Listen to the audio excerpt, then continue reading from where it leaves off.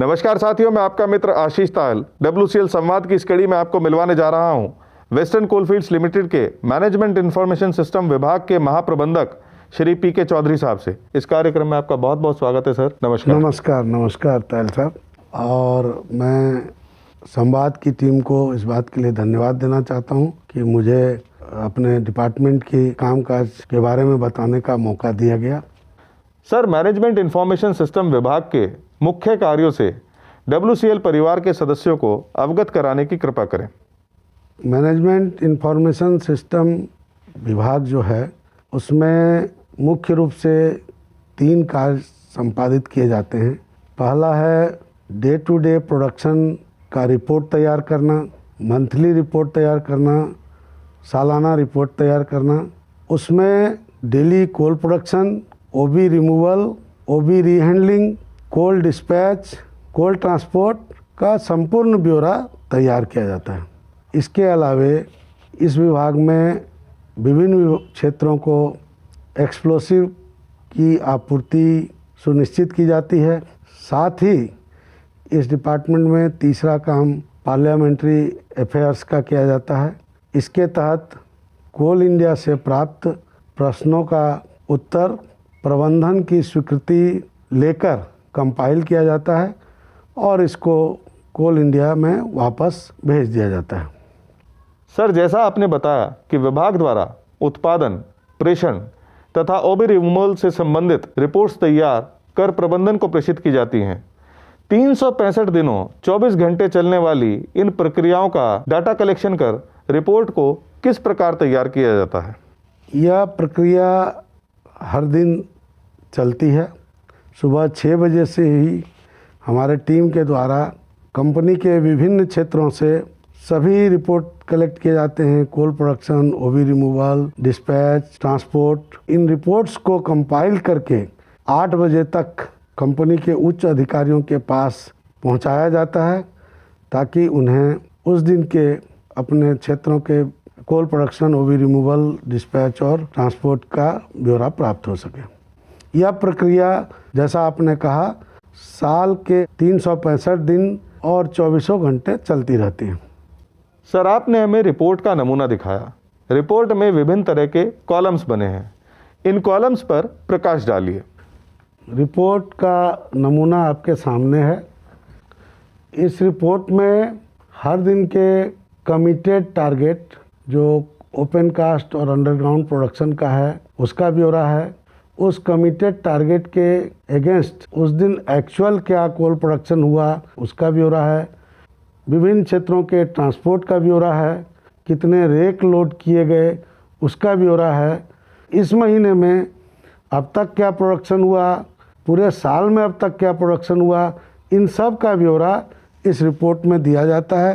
क्षेत्र के महाप्रबंधक, उप क्षेत्रीय प्रबंधक, उच्च अधिकारियों को इत्यादि को अपने प्लानिंग को क्लोज मॉनिटरिंग के लिए इसमें पर्याप्त डाटा उपलब्ध रहता है। सर, कंपनी में ERP इम्प्लीमेंटेशन के बाद इस विभाग की कार्यप्रणाली में क्या सकारात्मक बदलाव अपेक्षित हैं? यह अत्यंत ही समीचीन प्रश्न आपने किया।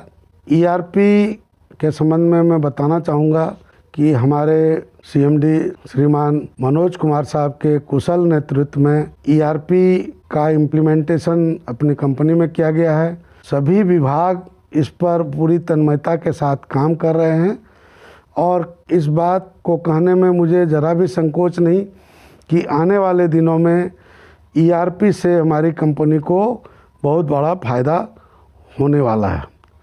जहाँ तक MIS डिपार्टमेंट के रिपोर्ट का प्रश्न है, ERP पूरी तरह जब लागू हो जाएगा तो यह प्रक्रिया और भी आसान हो जाएगी। इस समय जो हमारी टीम दूरभाष के माध्यम से विभिन्न क्षेत्रों से रिपोर्ट कलेक्ट करती है वो यह ऑटोमेटिक ERP के माध्यम से होना शुरू होगा और रिपोर्ट हर वक्त रेडीमेड तैयार मिलेगा।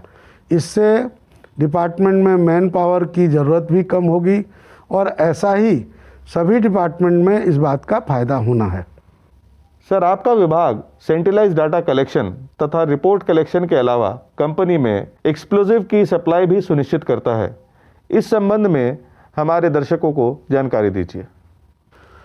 जैसा कि आप सबको पता है कि एक्सप्लोसिव हमारे कोल प्रोडक्शन और ओबी रिमूवर के लिए एक बहुत ही महत्वपूर्ण इनपुट है। एक्सप्लोसिव के बिना किसी तरह का प्रोडक्शन संभव नहीं है। इस उद्देश्य से कोल इंडिया स्तर पर एक्सप्लोसिव के लिए आरसी मतलब रेट कॉन्ट्रैक्ट फाइनलाइज किया जाता है। यह मुख्य रूप से ओपन कास्ट खदानों में उपयोग होने वाले बल्क एक्सप्लोसिव और लार्ज डाया एक्सप्लोसिव के साथ साथ भूमिगत खदानों में उपयोग होने वाले परमिटेड एक्सप्लोसिव के लिए भी ये आरसी फाइनलाइज किया जाता है।